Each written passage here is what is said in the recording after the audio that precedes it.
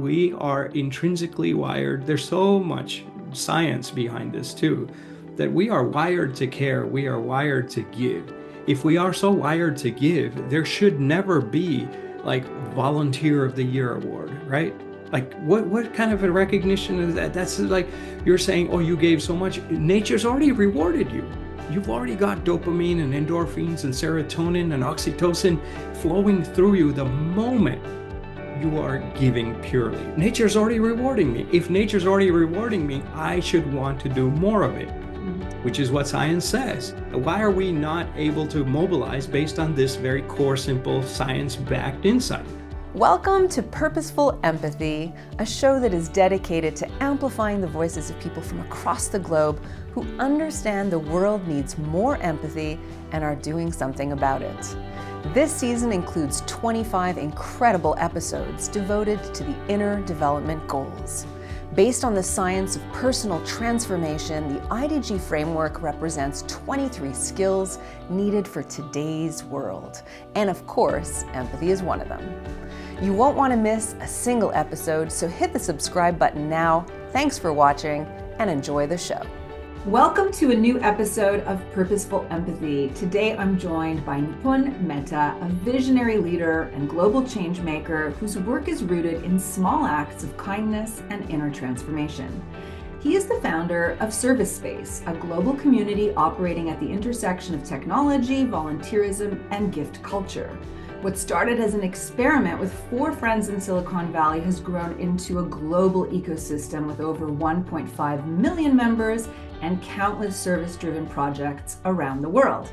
Nipun's approach to designing large-scale social movements powered by not by profit, but by compassion, has inspired communities to build deeper connections with themselves, each other, and the world around them. He was named an unsung hero of compassion by the Dalai Lama and appointed by President Obama to a council focused on addressing poverty and inequality in the United States. At the heart of his work is a simple but profound intention: to live simply, love purely, and give fearlessly. I've invited Nipun to join this special IDG series because his life work exemplifies mobilization, one of the 23 skills of the Inner Development Goals framework. Welcome to the show, Nipun.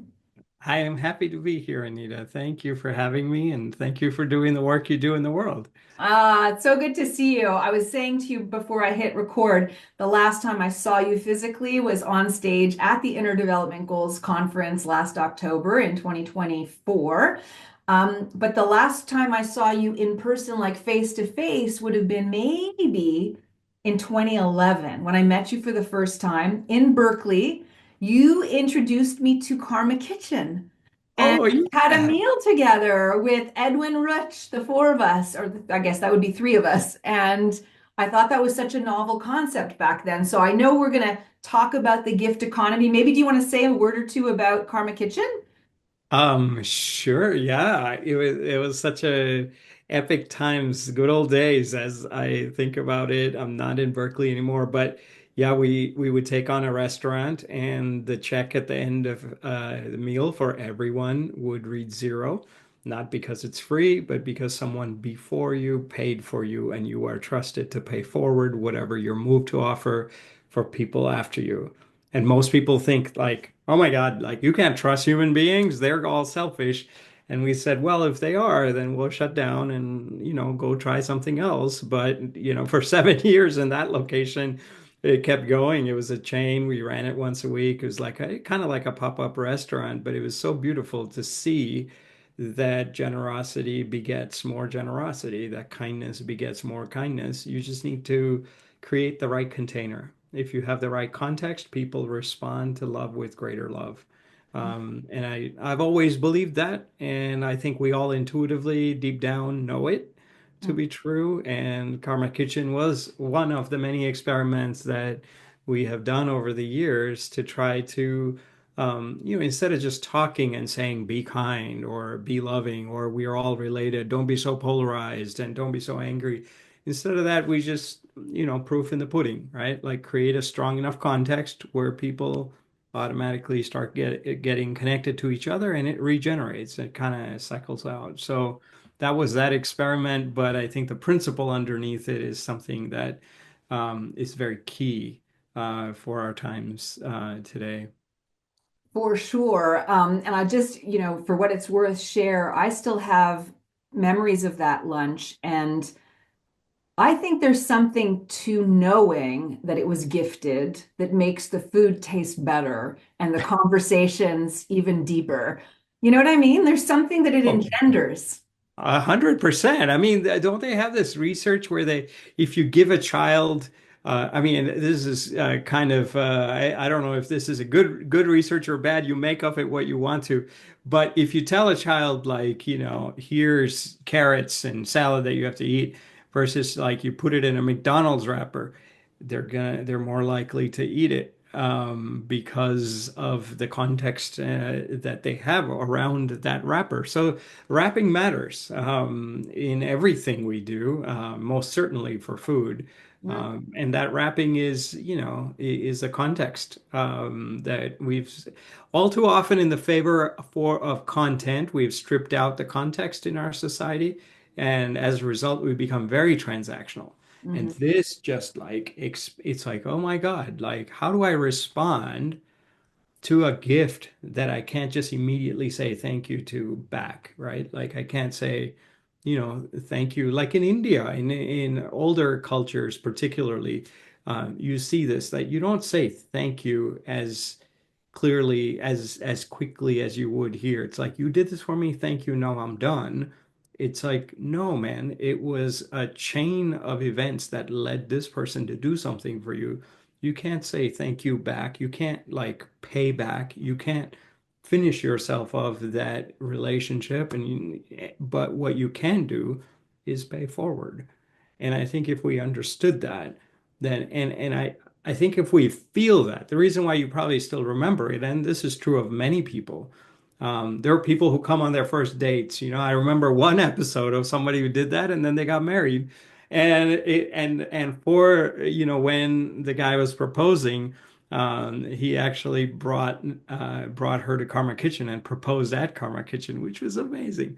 But I think the reason why people remember it is because I think there's a longing and a hunger to know that we are deeply related, that none of us is an island by ourselves. And how do we give people access to those two spaces where they can experiment with that deeper connection? That not everyone is going to feel, oh my God, like somebody, they're just like, hey, give me the food and I'm out of here. It felt nice and the ambiance is great. But for so many people, I would say a vast majority of them, it's like a really unique experience because the context is, just everyday people, strangers. And you're like, no one in this restaurant is paying for themselves. Like, wait, you don't know how to process that. And then you say, oh, sure, this is not the world. This is not going to like change the world overnight. But if a random group of people can have this shared agreement in this kind of a space, like where else can we do that? Nobody was initiated, nobody was asked to read a paper or read a book, or, they were just all like complete strangers saying, I'm hungry. But then you framed that hunger in a larger context of connection, and it made so much more value come alive. Yeah. So I think that's the reason why people remember it is that, and that's the reason why I still remember it so vividly.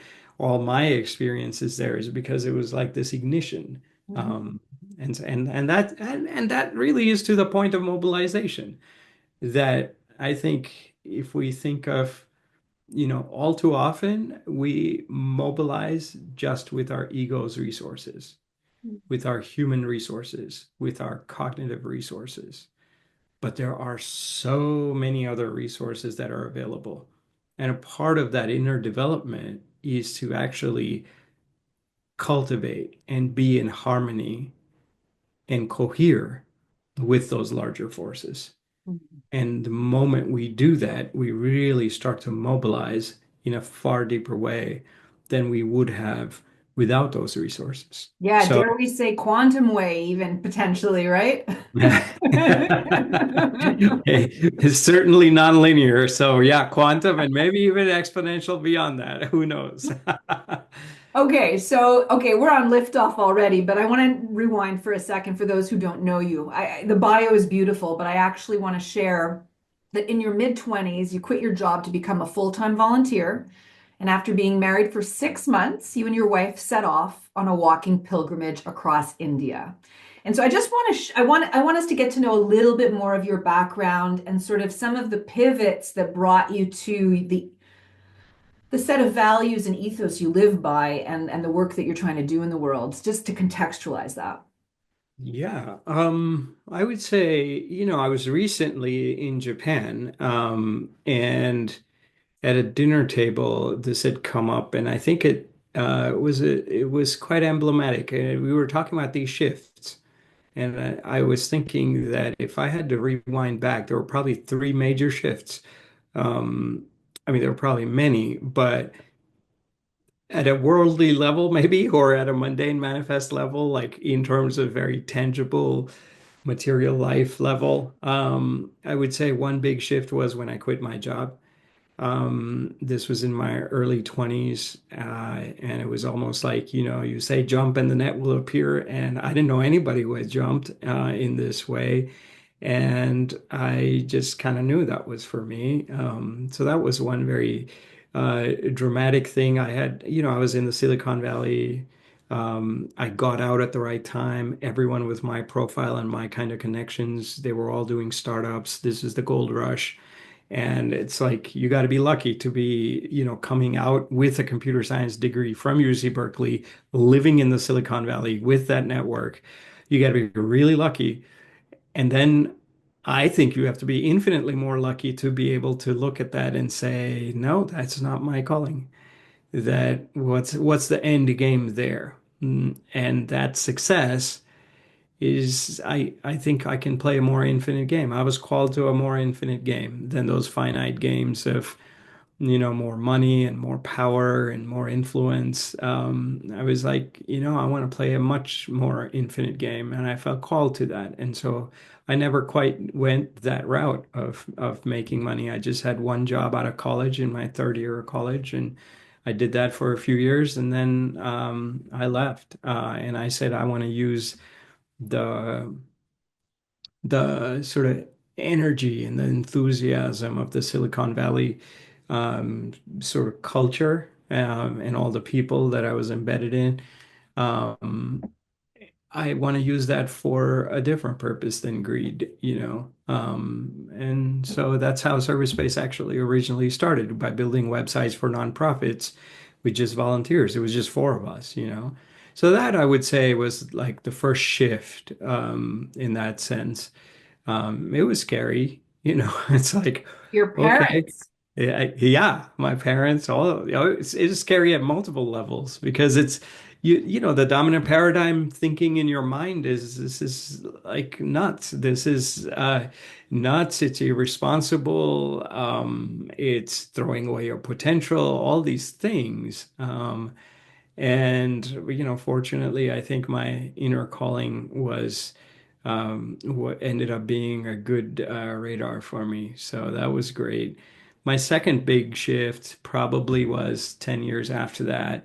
Um, Maybe a little less than that. I was 29.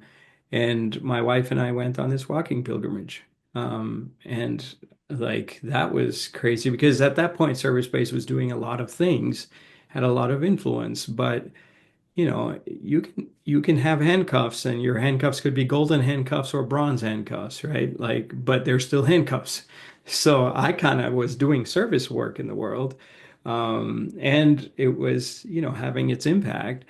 But still, you become bound by that. And there's a kind of frame that limits you. And so my wife asked me, like, can we drop it all? And it continue to grow as human beings. And if you can't drop it all, that means it's got you.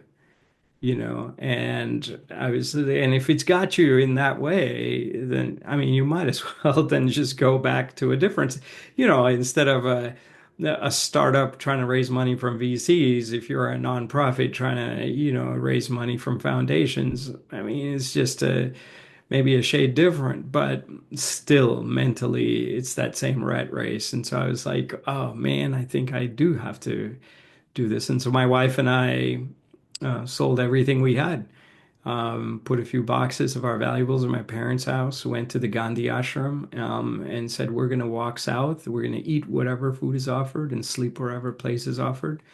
We said majority of the world lives on dollar a day. So between the two of us, actually, we had a dollar between the two. So just 50 cents a day, basically just toiletries. And we had nothing, two pairs of clothes. You wash one pair and then you go and, we couldn't even afford water that like, filtered water and things like that, that usually if you're a Westerner, you would get. Um, and it was just an incredible year. And if you ask me, well, what have you learned through all that? What did you learn after we spent a year there, 3 months on a pilgrimage, walking pilgrimage, 1,000 kilometers? Didn't have a destination, but we ended up at a monastery and then wondered if the journey is internal or external. And we ended up actually staying at the monastery for 3 months and meditating there, which was its own intense thing. And that whole year in India, if I had to say, well, what did you learn? I think the simplest answer is that, on the pilgrimage, sometimes you encounter all kinds of people, and sometimes you're just asking yourself, well, why can't the world be a little kinder? Like you don't have to give me food, or you don't have to house me, or you don't even have to look at me, but you don't need to be mean, right? Like, so I would ask that question. And I think as I worked on myself, at the end of the pilgrimage, I would say that the question was less about how can the world be a little kinder, and it was more about how can I be kinder for the world. And it sounds so simple, but to turn that from pointing outside, outside, outside to here, is takes courage, and takes a lot of, continuous commitment. And so that was a profound shift. I mean, anyone who does this, right? Like, yeah, I've got stories to tell for the rest of my life, and it was just an amazingly mind-blowing and difficult and expanding and transformative, everything all together, all in one. Um, and then the third one just happened last year, the third big shift. And that was probably I would say my brother was very sick. And, there's a very high chance of him passing away, my younger brother. And he had to have a bone marrow transplant. And fortunately, he got one.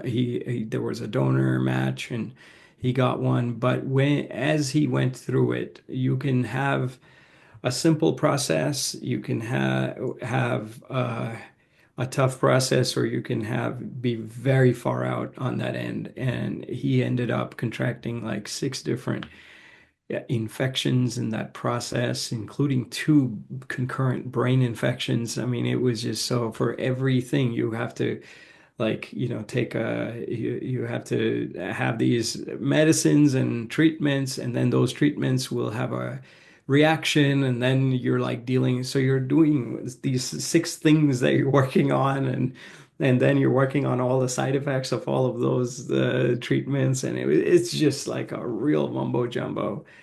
And I was right there with him. My wife and I both put like a pause to our lives, moved in with him for 7 months, and it was just incredible to see.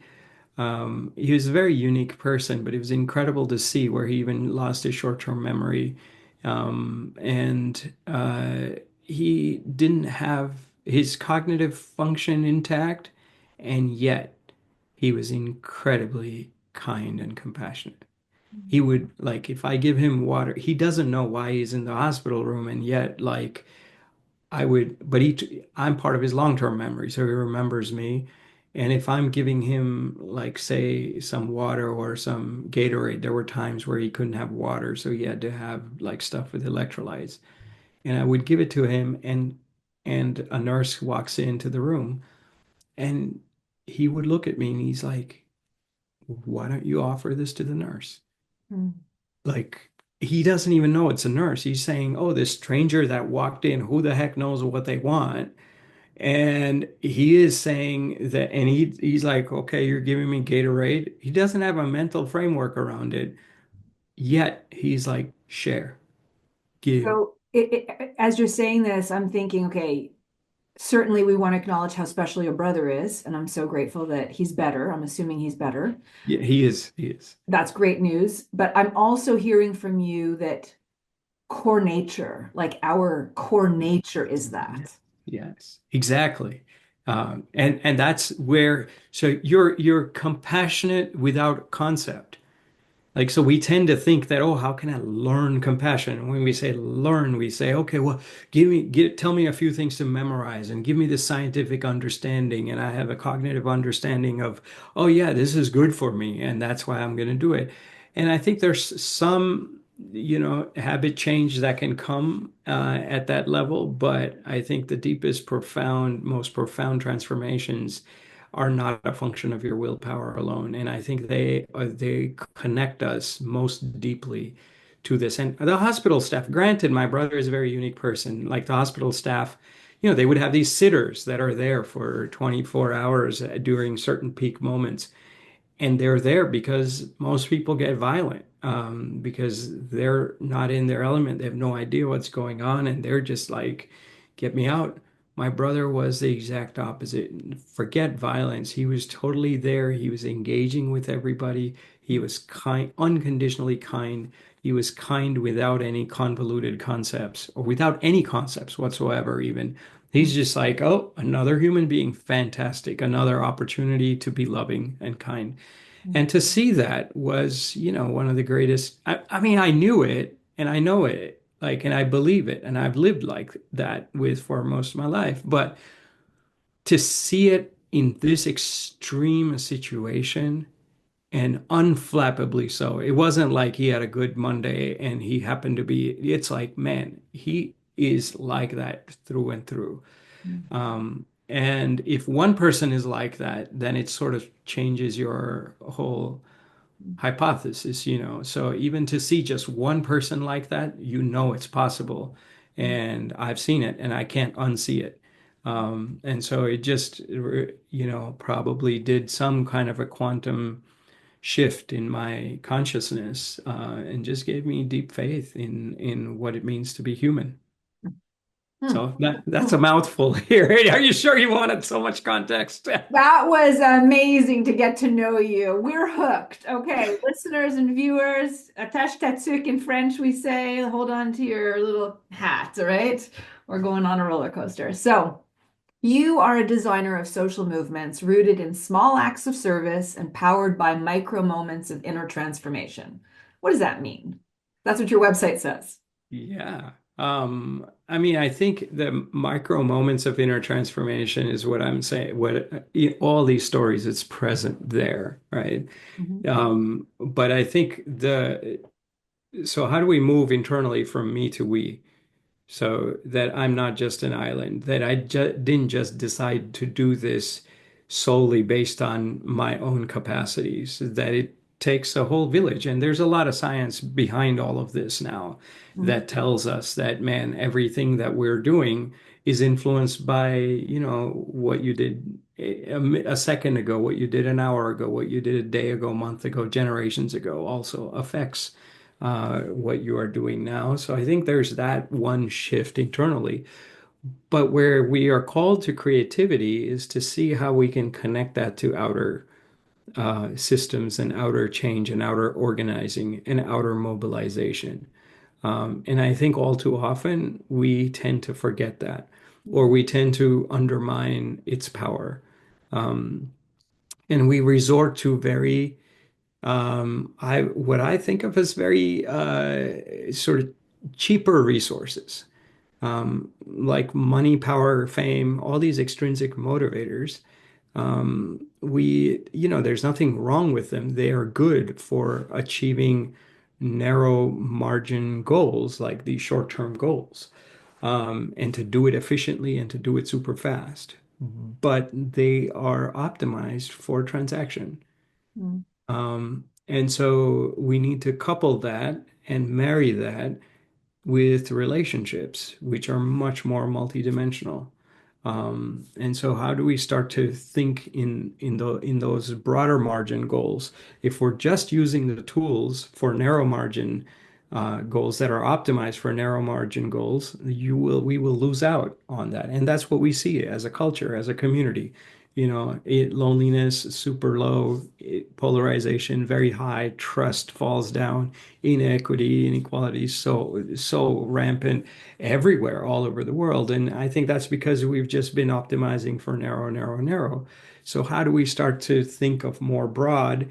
And then I would say I go even a step beyond broad margin goals to infinite margin goals, which are these values, which are just true forever in any context, right? They're very portable.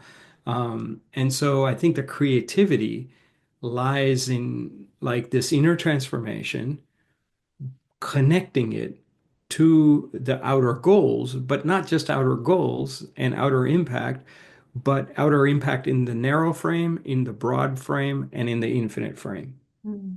So there's a lot of people who will say, well, one group of people say, look, inner is just like it doesn't matter, right? Just focus on the outer. And even when they focus on the outer, they're just doing narrow margin kind of stuff. Then there's a second group of people that say, okay, well, inner matters, and let's use it to accomplish narrow margin goals. Um, and that's like, maybe it works, maybe it doesn't work. It's like saying, well, I'm going to run a company and it's going to be toxic. And then on the weekends, I would like to run a seminar on mindfulness. So it's a pacifier for the status quo. And that's, you know, like maybe there's some value to that, but it doesn't really move the needle as much.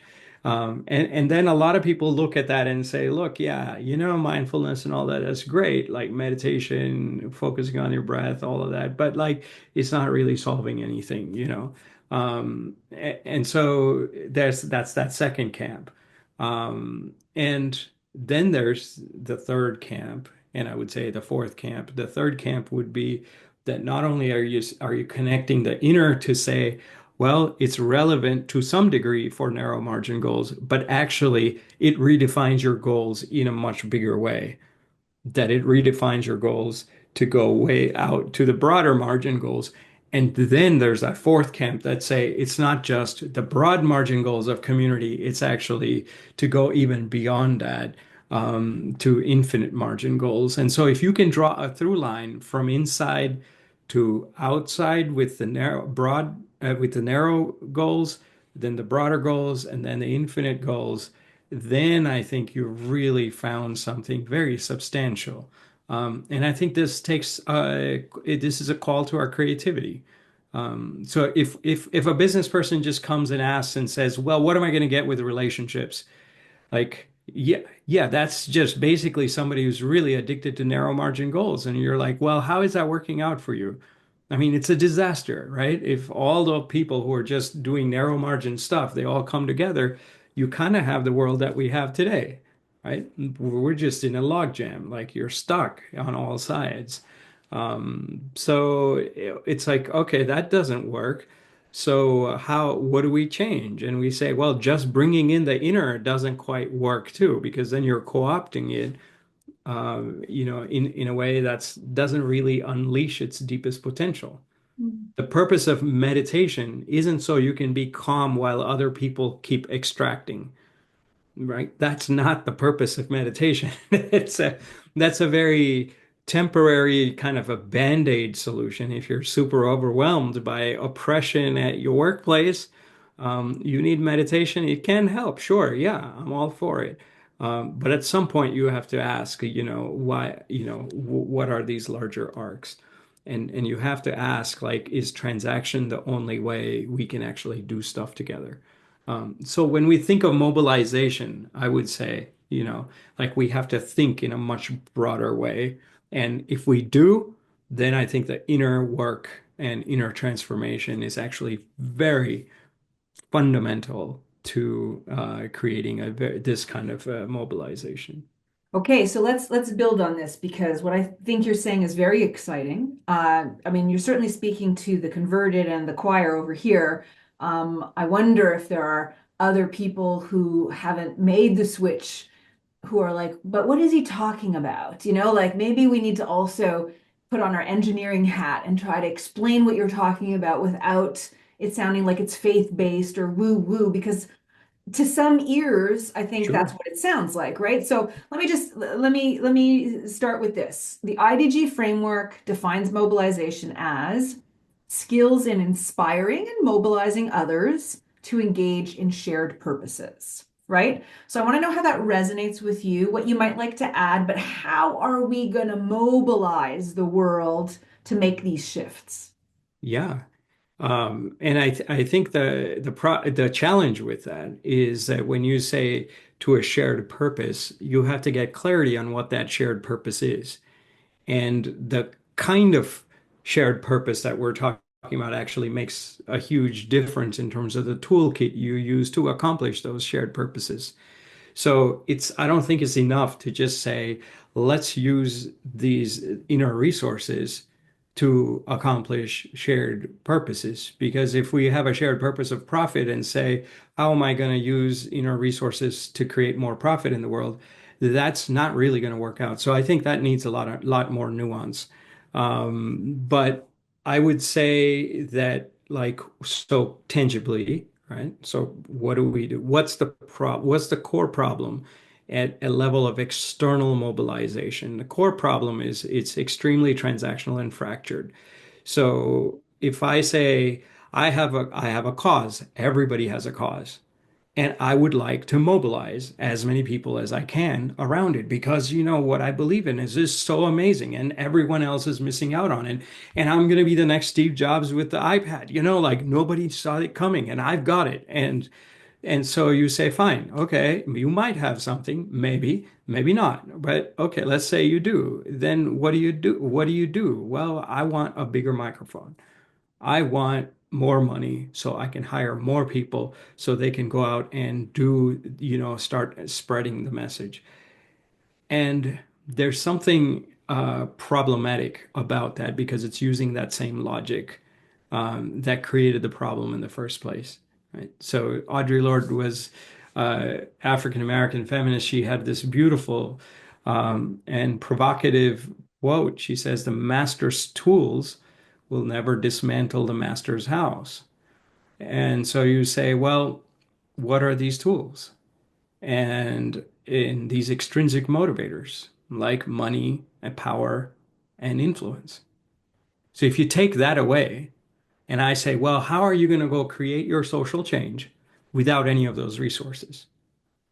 Most people would look and say, "Oh, come on, man, that's like naive. How can you create a movement without money and without power, without a big mic and without power? You have to co-opt these tools, To some degree, that's true. You can use them, but you cannot be dependent on them because at some point they start to diverge. You hit a ceiling, and if you don't have the capacity to transcend to transcend those resources, you will just stay in the same ceiling.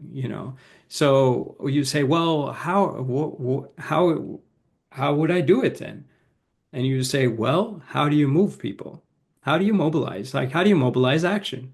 Before even collective action. Like, how do you get people in your community or go out in a central place and see how would you actually mobilize people? And most of us think that it has to come with savvy marketing and glitzy slogans and all of that, right? But those are people I would say have never really just gone out on a limb and tried something. Like I was in India once, we were talking about this kind of stuff and with a bunch of young people. And it was like 11 p.m. or something like that. And they said, what do you mean you can just create a movement without any resources? And I was like, no, not without any resources, but I would say with love. It's a real resource with inner resources. And you're like, okay, how can we do that now? Right? So we said, okay, well, let's try an experiment. And so we were walking down, and it was nighttime. And so all these people were in India, in this particular part of India, they were sweeping at night, cleaning the streets. And there were older uh, grandmas that were doing it in this particular case. And so we went to them and we said, "You're like my grandma. Could I give you a break? Would you let me just sweep for 10 minutes? Just take a break."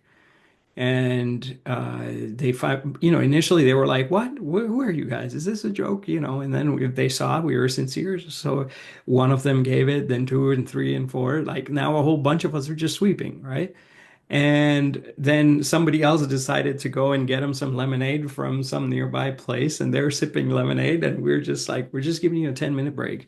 Nothing groundbreaking about it. But then everyone starts like watching it. They're like, "What? Who are you guys? Which organization?" We said, "No organization. We're just trying to do this because we felt connected to these elders." And they were like, "Oh, I'd like to help too. Can I do it? Can I do it?" And I was like, "Sure, man. Yeah. Why don't you join after me? She can get a 20-minute break, right?" And pretty soon, I mean, there was a whole gang of people around, and pretty soon we were all gone and they're all doing it, and we kind of laughed. And you just see this again and again and again that we are intrinsically wired. There's so much science behind this too, that we are wired to care. We are wired to give. If we are so wired to give, there should never be like volunteer of the year award, right? Like what kind of a recognition is that? That's like you're saying, "Oh, you gave so much." Nature's already rewarded you. You've already got dopamine and endorphins and serotonin and oxytocin flowing through you the moment you are giving purely, right? If I'm giving in a transactional way, not so much, but if I'm purely just giving it in that way with no strings attached, nature's already rewarding me. If nature's already rewarding me, I should want to do more of it, Mhm. which is what science says. Mhm. So how is this? Why are we not able to mobilize based on this very core, simple, science-backed insight? So you don't need like marketing budgets, and you don't need like, savvy slogans, and you don't need, all the shenanigans that we think we need to create movements. You need a heart that's, generate, as Martin Luther King Jr. said, what did he say? You don't need your subject and your verb to agree to serve. You just need a heart. It's a longer quote, and he says it in very amazing with these amazing intonations, but you just need a heart moved by love.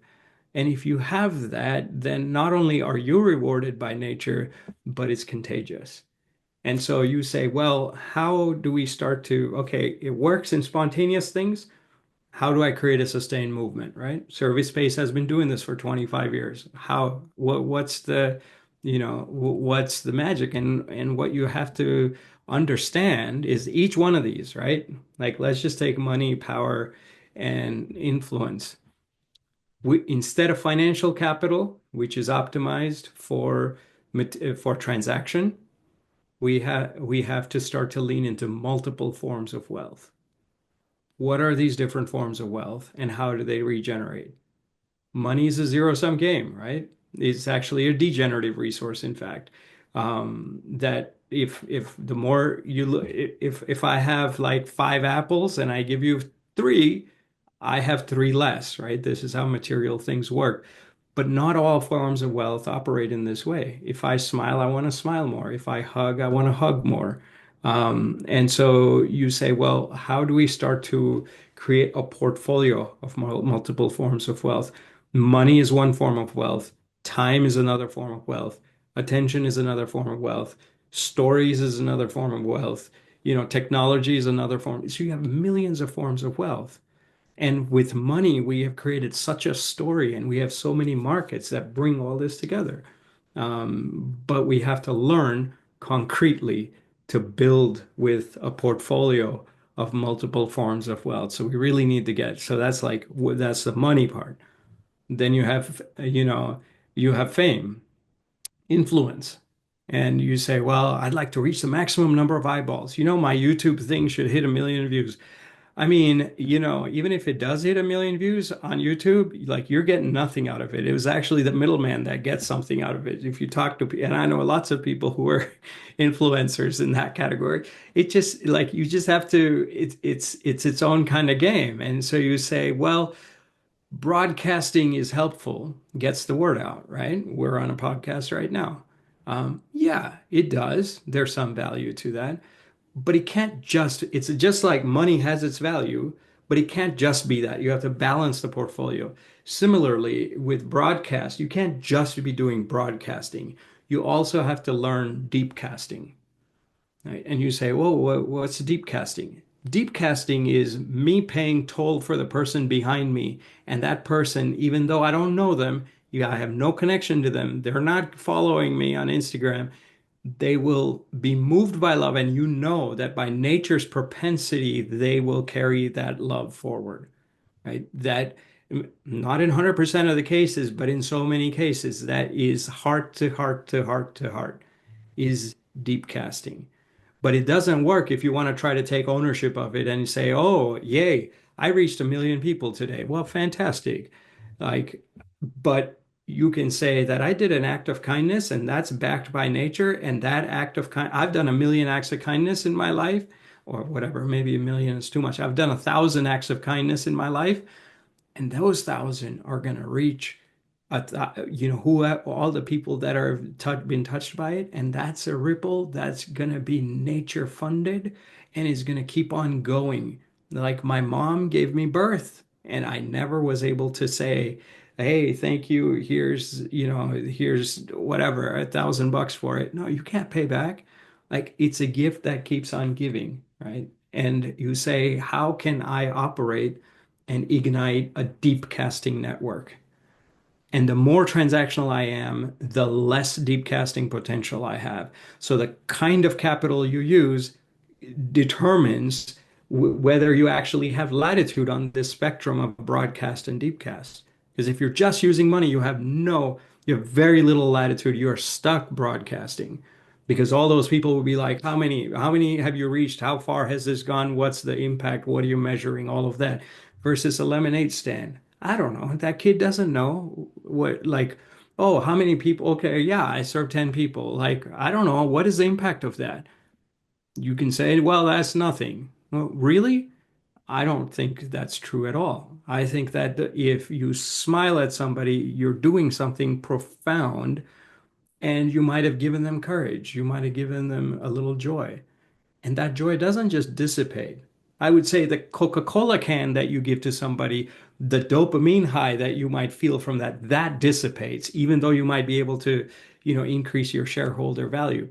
So, thinking about that. And then the last thing is around power, right? My, and you say, well, there's leadership, which is how you control movements, right? You say, I have a clear path of a goal. This is where I want to get to, and how do I coordinate everybody to get there? Um, and then there's, and that's the view from the front of the room. But in ServiceSpace, we talk about this idea of laddership, not leadership, where you're actually in the back of the room, and your job is to support emergence. You're not going and saying plan and this is the plan. I have seen this and this my idea is so great and this I cannot believe the world doesn't have this. And here's like the 5 year plan and this is the execution and this is how you fit into it. And my job is to be a manager of that execution, right? Whether you're at the CEO level, even if you're at the board level or you're at the funder level, everyone is sort of like aligning on that kind of a shit. And that's okay in a certain narrow frame, but emergence is far greater than that. What emergence says is if you are in your heart and I'm in my heart and our hearts start to connect, then there is an emergent value that you or I didn't know about. Just like hydrogen and oxygen don't know what it means to be liquid. because neither one of them are liquid, but when they come together as a H2O, it creates a liquid property. So you and I coming together, it might feel like, hey, we have this shared destination in mind, but actually our greatest potential may be neither what you have in your mind nor what I have in mind, but actually what happens when we come together in this kind of a way. And a ladder's job, not a leader. A leader has that focus, and in a certain narrow frame that is helpful. But a ladder says my job is to hold these individual parts in a way such that it ignites a whole that is greater than the sum of the parts. And so the core competency of a leader is what we learn in business schools, right? But a core competency of a ladder is something entirely different. And so laddership, we do these laddership pods where people learn a lot of these deeper nuances of bridging, and a lot of it comes to, there's this famous quote by this guy named, I don't know if it's famous or not, but I've heard it many times. This is by this guy who ran an insurance company, Bill Hanover, and he says the success of an intervention is directly proportional to the interior condition of the intervener. So who I am will determine how successful my intervention is. And you say, no, man, who I could be like the worst guy, I could be the most selfish guy, and I can still be a great CEO because I'm implementing these things. Yes, in a transactional framework. In a relational framework, nope.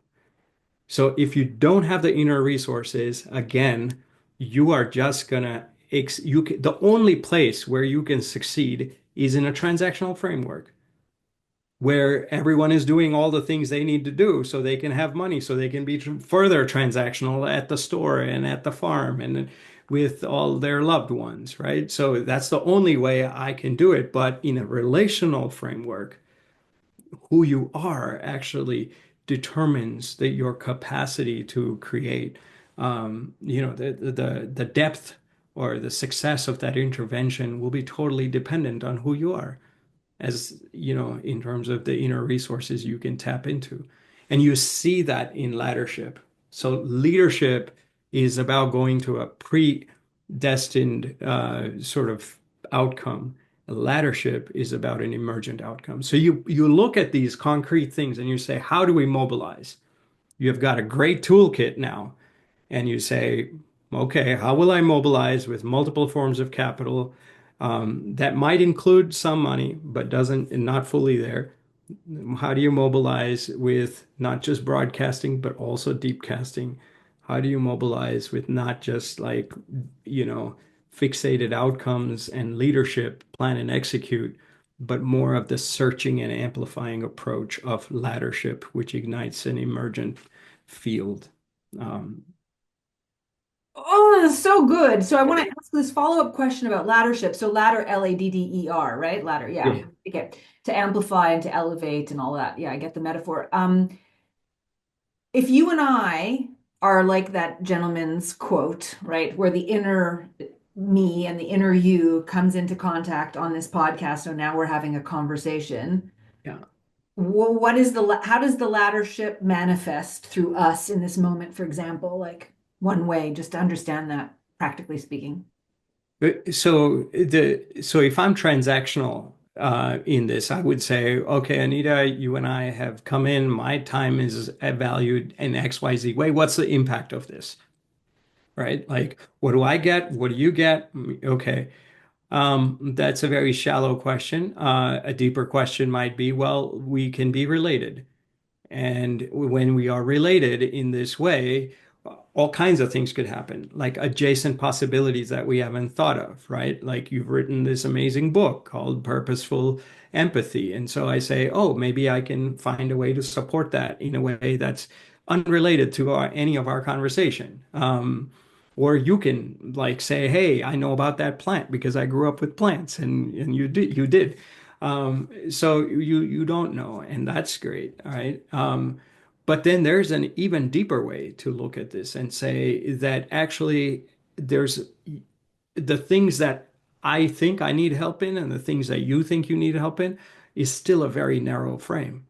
because Mm. you don't actually know what could be your larger calling, and I don't know what could be my larger calling. And what if we meet in that space?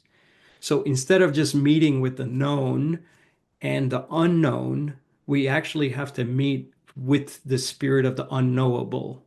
Mm. Like a hydrogen and oxygen atom is the water property is unknowable, but its confidence lies in the fact that it can synergize and something new will manifest. So this cannot just be about Nipun and Anita. Like it has to be about something much bigger than that. And I have to come into it with that kind of mindset.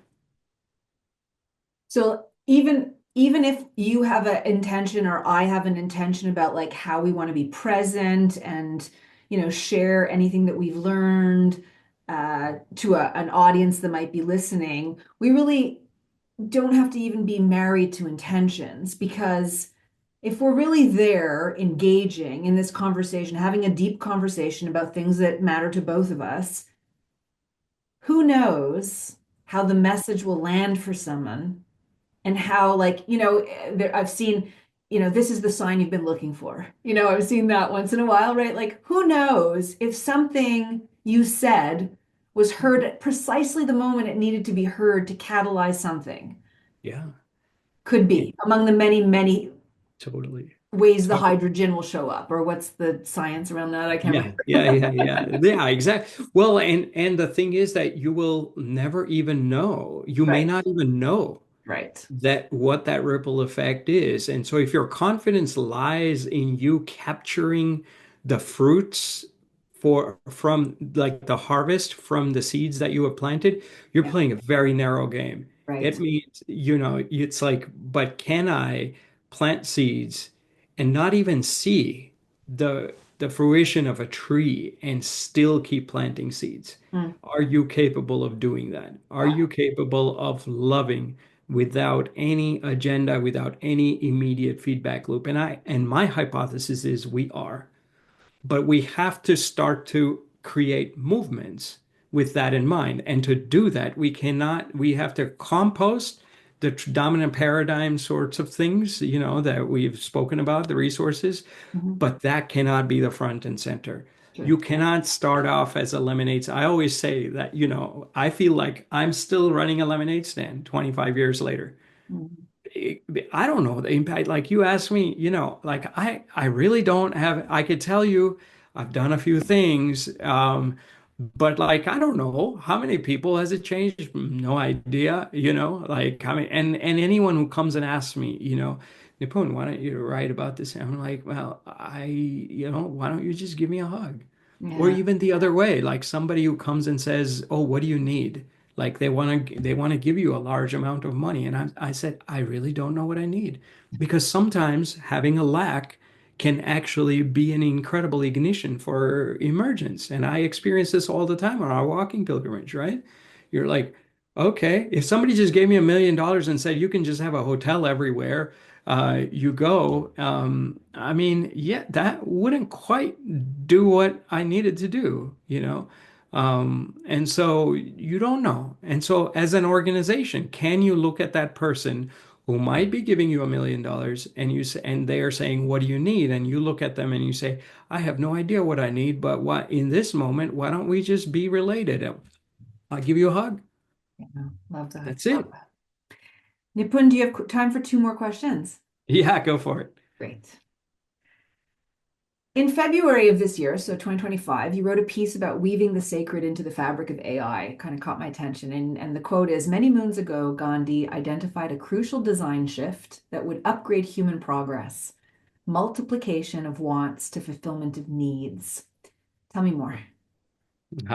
Yeah, we're doing a lot of stuff around AI these days.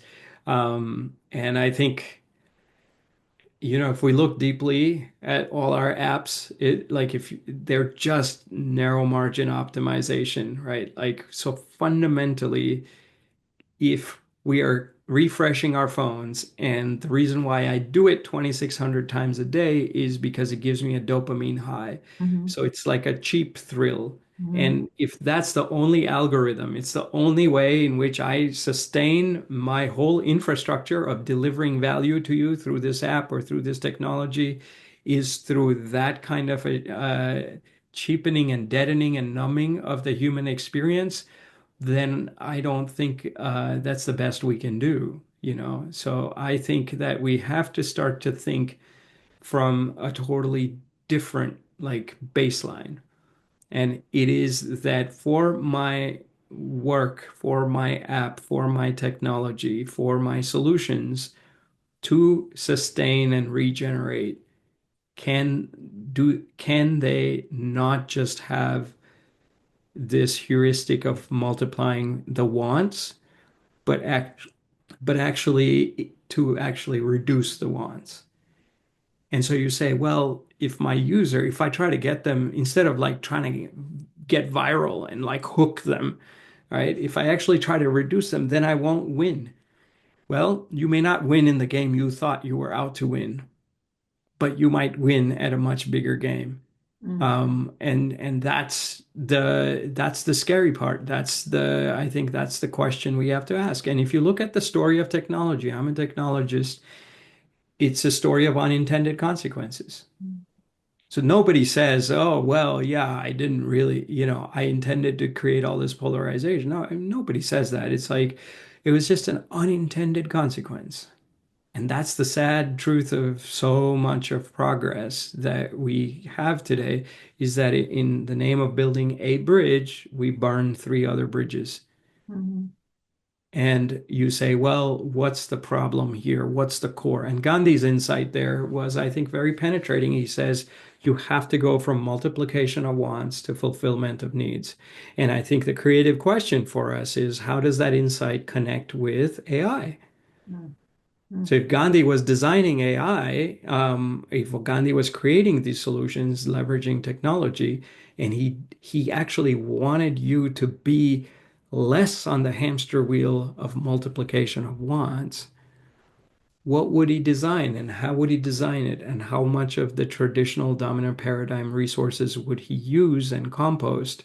And how much of this alternate portfolio would he use? And what would be the design implications? And what would be the end game? Would he even be relevant in 5 years, or would he just have spawned an ecosystem of these alternatives where he's not the hero, he's just a host to this possibility?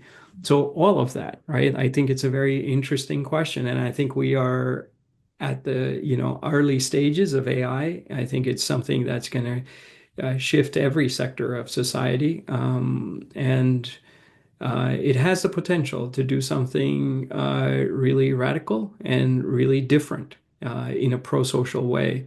But will we get there? Or will we just automate the status quo? And that's the question that stares us today at one of the most powerful technologies, I think, probably ever that humanity has seen. well, thank God you're around to be part of that conversation. And I wish you and people of like mind and like spirit to join that conversation. So, yeah, yeah, that's a big one. I wish that. I wish that. What would the world look like if we answered that question creatively? Beautiful, kind of beautiful. Um, okay, Nipun, last question. This is how I end the podcast. I always ask my guests, and it's what did you call it? Deep casting? I think it's in Yeah. casting, in the spirit of deep casting. Um, can you think of a time in your life when you were on the receiving end of empathy and what that meant for you? Oh, so many times. I mean, all the time, I would say. I'm always receiving, I don't know if it's empathy or compassion. I would probably draw a distinction between the two. But, there was a moment when I was a very formative one, which I always remember, was when I was maybe in my teen years. And I'd grown up, my very young years were in India, and we'd all moved back to the US. And I go back on our first trip, and I had a buddy from like kindergarten. And he was like, he said, I just got this new little bike gadget and I want to take you for a spin. And so he's super excited and he takes me. And as we're going on this thing, and he's like, trying to show off what teenagers do, like going super fast. And I was like, and he's going, and we at Indian roads with, at that time at least, they had a lot of potholes. And so he sees a pothole, and instead of slowing down, he like accelerates into it. And I'm like, look, buddy, I have an American stomach now. I think I'll throw up if you keep this up. And he's like, oh, no, no, no, man, no, you're fine. And I'm like, no, no, I'm not. I really am. He didn't listen to me. And he kept going. And so, sure enough, I throw up.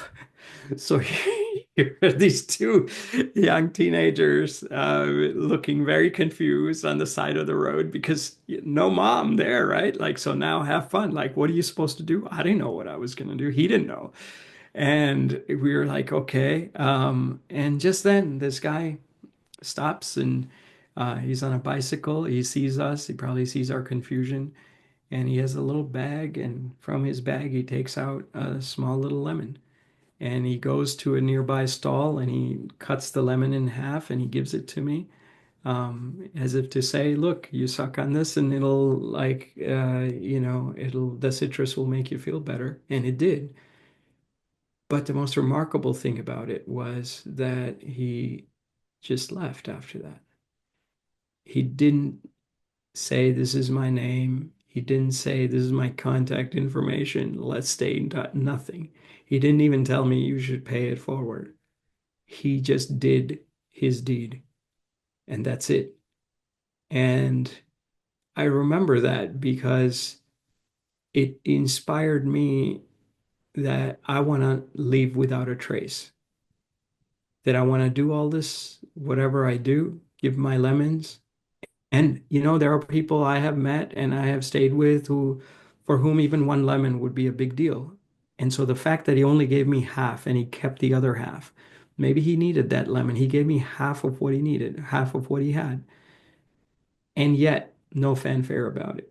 He just let it flow. And because he did that, this is the deep casting, right? I'm still, so many decades later, still thinking about it, remembering it, trying to pay forward in that spirit. And he may not know, no funder's going to tell him this was your impact, this, that, nothing. I don't even know where he exists, but he's there in my heart. The relationship is real. And I mean, frankly, I can't even tell you what his face looks like, but my heart can tell you what his spirit feels like. And I think if we live in a way, at least I want to live in a way where I have those kinds of tentacles that are heart to heart to heart. That would be success for me.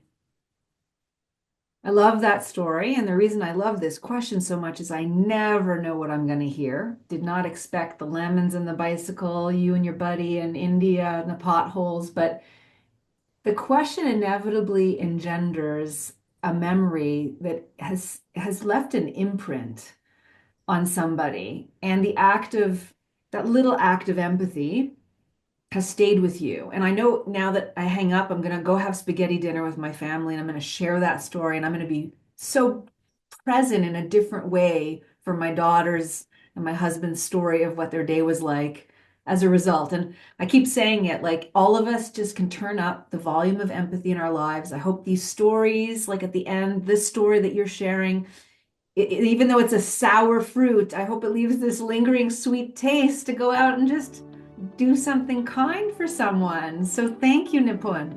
Yeah, and thank you, Anita, for putting a stake in the ground for these values, for empathy and compassion and kindness. And I think for you, one doesn't know where the ripples will go. And from that unknowable space, I offer my gratitude and for including me. And I'm so glad we reconnected after all this time. Thank you. And I want to thank everybody who's been watching or listening. We'll see you next week at Purposeful Empathy. If you know someone who'd benefit from this episode, please share it with them. Post the link on your socials and hit the subscribe button now. The world needs more empathy, and you have an important role to play.